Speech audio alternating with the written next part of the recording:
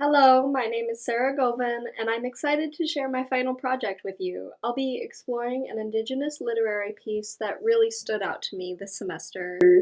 For my project, I chose The Seven Generations and Seven Grandfather Teachings by James Vukolich Kagegabao. The book offers a spiritual interpretation of traditional Anishinaabe teachings that guide people towards Minau Bamatsuin, or the good life. Through reflections on culture, language, and lived experience, Vukolich explores how these teachings support healing, identity, and intergenerational wisdom. Blending storytelling, historical insight, and personal reflection, this book invites readers to connect deeper with Indigenous knowledge and values. The author, James, is a descendant of Turtle Mountain and a respected speaker and teacher. He is known for his work preserving and sharing Indigenous language and culture, particularly through the Ojibwa language. His teachings center on healing, identity, and connection, and he travels widely to share their relevance in today's world.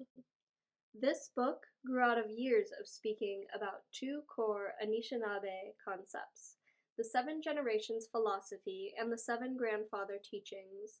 These teachings reflect values like love, humility, courage, and truth, and they guide how people relate to themselves, others, and the earth.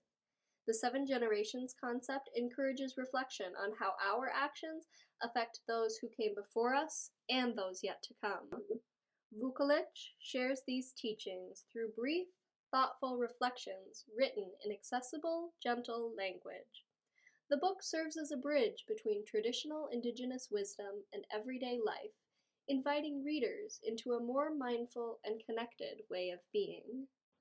Context and function. The reflections in this book are written in a way that feels personal and thoughtful.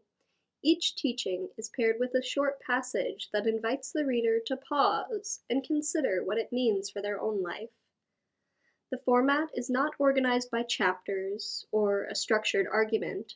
Instead, the flow feels grounded and circular, like returning to a conversation or memory.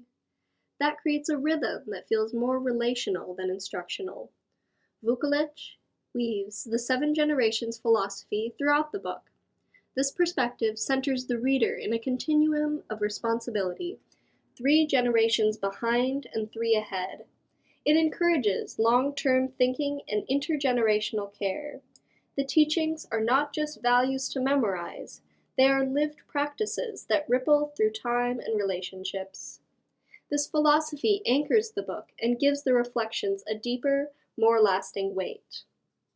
One of the most unique elements is how Vukolich includes language. He doesn't just translate Ojibwa words into English. He breaks them down into parts, explaining their roots and how they function in different environments. I noticed that he uses morphemes, or meaningful word parts, to show how language carries culture. For example, rather than just defining a word like Mino Bamatsuin, he reveals how its components reflect life, balance, and direction. This approach invites readers to understand words in layers, not just through translation. It gives a deeper appreciation for how meaning is formed and why certain terms matter so much in Indigenous worldviews. The tone of the writing is gentle but confident. It offers space to reflect and doesn't rush to explain everything. The reflections are short but powerful, only a few lines long. That simplicity lets the teachings breathe. The lack of extra structure or formatting keeps the focus on the message. The language itself models humility and respect. You can feel the influence of oral tradition. There's repetition, rhythm, and intention in the phrasing. Reading the book felt different from reading a typical text. I found myself rereading certain lines, sitting with certain words, and returning to earlier pages to make new connections.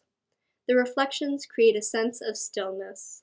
They ask the reader to slow down and be present. The design of the book invites engagement without pressure. It's not about finding the right answer, It's about deepening understanding over time. The book serves multiple purposes. It preserves and shares cultural teachings, supports language revitalization, and encourages personal reflection. The structure itself reinforces the values it shares. It respects the reader's ability to think, feel, and grow. For me, the simplicity of the format and the emphasis on language made it feel like more than a book. It felt like an academic teaching space I was being invited into. Impact and theme connections. This book connects to several of the core themes we've explored throughout the course, especially cultural identity, resistance, colonialism, and survivance. One of the most powerful ways it does this is through language. Vukovic explains the teachings using Ojibwe words and breaks them down into morphemes to show how meaning is built. This approach brings attention to the structure of the language itself. It highlights how Ojibwe words carry cultural values, relationships, and ways of understanding. Using the language as a teaching tool supports cultural healing and reinforces Indigenous knowledge systems. Cultural identity is a central part of the book. Each reflection is grounded in Anishinaabe values and helps bring those values into daily life. The teachings are shared in a way that supports connection and responsibility. Cultural identity is shown through relationships, through care, and through an ongoing commitment to growth. These teachings help protect identity by encouraging people to carry their values forward and to stay rooted in where they come from. The book also speaks to colonialism through its content and tone. The teachings shared in these pages have survived generations of disruption and removal. Vukovic continues that survival by placing them into language that is accessible, respectful, and true to the original teachings. Each reflection becomes an act of cultural care and continuity. The book holds space for Indigenous knowledge and brings it forward with intention. Survivance is deeply present throughout the text. Vukovic shares teachings that are alive and in use. They're tools for living, not just lessons from the past. His writings encourage the reader to reflect, engage with the teachings, and to apply them to real-life choices and relationships. The book supports life, learning, and forward movement, all grounded in Indigenous thought. The structure of the book also addresses stereotypes by showing that Indigenous knowledge is complex, spiritual, and deeply thoughtful. The teachings are shared in a way that honors emotion, relationship, and time. This format challenges the idea that knowledge must be linear or academic to be meaningful. Vukovic shows that reflection, repetition, and quiet wisdom are just as valuable. Reading this book helped me see resistance in a new way. Resistance can be the act of remembering, of speaking a language, of carrying a teaching forward without changing its core. It can look like stillness, patience, and care. This book carries values across time, through language, and into relationships. It strengthens cultural identity and offers teachings that continue to shape how people live, grow, and connect. Citations, and thank you for listening, and thank you for a great semester.